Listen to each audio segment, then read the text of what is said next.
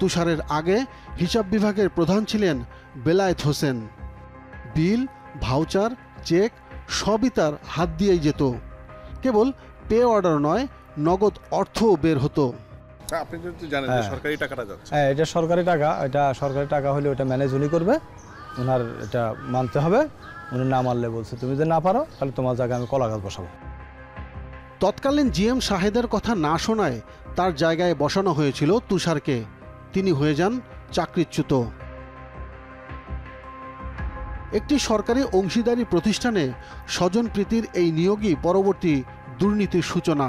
মূলত সরকারের কোটি কোটি টাকা সরানোর মূল সহযোগী ছিলেন মাহমুদুল হক তুষার।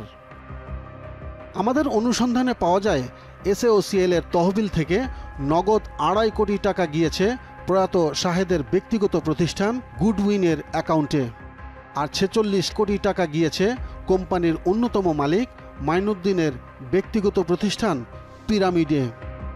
এই চেকগুলো তৈরি করতেন হিসাব বিভাগের আরেক কর্মকর্তা আতিকুর রহমান। চেকগুলো আমরা ব্যক্তির নামে লেখা হতো, যেমন যে অ্যাকাউন্টসের দায়িত্ব থাকতো এর নাম বেশিরভাগ ব্যবহার করা হতো, এবং ভিতরে লেখা হতো একটা ফার্মের নাম, একটা কোম্পানির নাম। শাহেদ সাহেব যেটা নির্ধারণ করে দিত ওইভাবে আমরা লিখতাম, এবং এই খরচগুলো দেখা হতো সম্পূর্ণ এলসি খরচ। পরে ডিপোজিট স্লিপ আমি লিখে দিতাম, উনি অ্যাকাউন্ট নাম্বারটা দিত গুডউইনের এবং পিরামিডের, উনি অ্যাকাউন্ট নাম্বার দিচ্ছে আমাকে।